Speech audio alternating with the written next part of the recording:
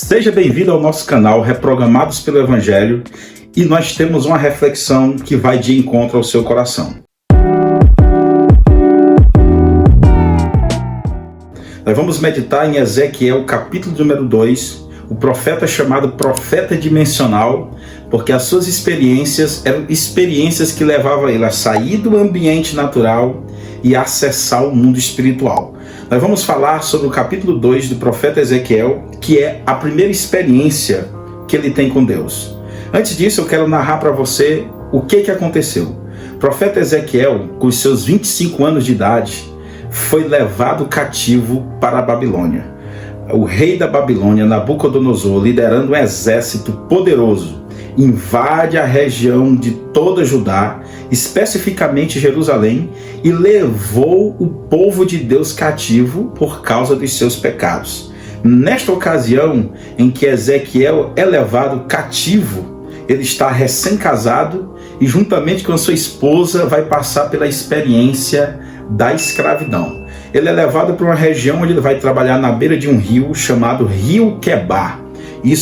Essa informação nós temos no capítulo 1 do profeta. E à beira do rio Quebar, trabalhando como escravo, sem expectativa, sem esperança e sem perspectiva para o futuro, quando ele estava ali com seus 30 anos de idade, ele era de uma família sacerdotal. Logo, se ele era de uma família sacerdotal, ele estava destinado a servir no santuário como sacerdote se ele estivesse em Jerusalém. Só que aconteceu a tragédia chegou. E eu quero já abrir um parêntese para dizer para você que está assistindo esse conteúdo, esse vídeo, que todos nós, mais cedo ou mais tarde, vamos enfrentar o dia mau, a tragédia, a perda, a dor, o sofrimento, a experiência negativa. E nós precisamos estar não preparados, porque nós nunca estamos preparados, mas nós precisamos estar sabendo que esse dia vai chegar. E quando esse dia chegar, precisamos nos apegar nas ferramentas espirituais que Deus tem nos dado, tem nos disponibilizado.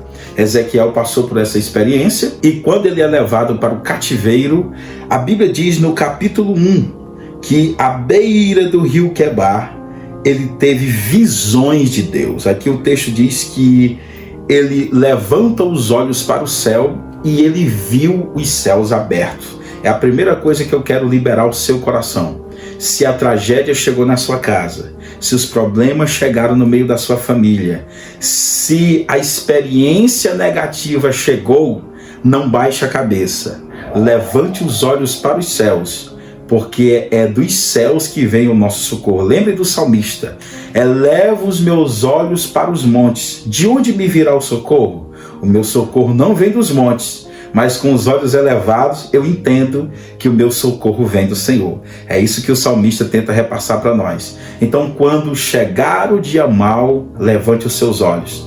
Quando Ezequiel levantou os seus olhos e olhou em direção aos céus, ele viu os céus abertos. E eu tenho uma notícia boa para você: os céus estão abertos. Através de Cristo, os céus se abriram. Está lá no Evangelho de João, capítulo de número 1. Foi o que Jesus disse quando ele, para os seus discípulos, para Natã, e ali quem estava próximo, Pedro, João e Filipe, ele libera uma palavra dizendo que os céus estavam abertos e os anjos de Deus subiam e desciam através do Filho do Homem. Então, esta é a palavra de Deus para a sua vida. Os céus estão abertos através de Cristo e você pode acessar o socorro de Deus. Ezequiel, quando levantou os olhos, ele teve visões de Deus. O mundo espiritual se revelou para Ezequiel, melhor dizendo, e ele pôde experimentar o socorro do Senhor. Uma visão espiritual que chama a atenção de todos nós. Ele via o carro-trono de Deus. Assentado no trono de Deus, ele vê um ser semelhante ao Filho do Homem. É a descrição que ele dá. Só que aquele ser é a revelação de Cristo. Porque Cristo revela a glória do Pai. A Bíblia vai dizer isso. Então, na revelação da glória do Pai está Cristo assentado num trono. E nesta revelação ele está à semelhança de fogo. E também, assentado sobre o trono, ele estava tentando mostrar ali a figura de que ele estava no controle, ele governa sobre as nações. O texto diz que seres angelicais, querubins, se moviam numa rapidez de relâmpagos, de raios relâmpagos, e havia trovões naquela visão. Rodas que passavam uma dentro da outra, cheia de olhos, eram rodas vivas, assombraram o profeta. Quando aquela visão magnífica da glória de Deus se manifesta para o profeta, ele cai no chão. A Bíblia descreve ele caindo no chão. Ezequiel, capítulo de número 1, vai nos dizer, aqui no versículo de número 28, o texto diz: como a aparência do arco que há na nuvem no dia da chuva, assim era a aparência do brilho ao redor. Esta era a aparência da semelhança da glória do Senhor. E quando eu vi, caí sobre a minha face e ouvi uma voz que falou. Ele não suportou a experiência da glória de Deus e caiu. Caiu como morto. É a descrição de uma outra versão da Bíblia.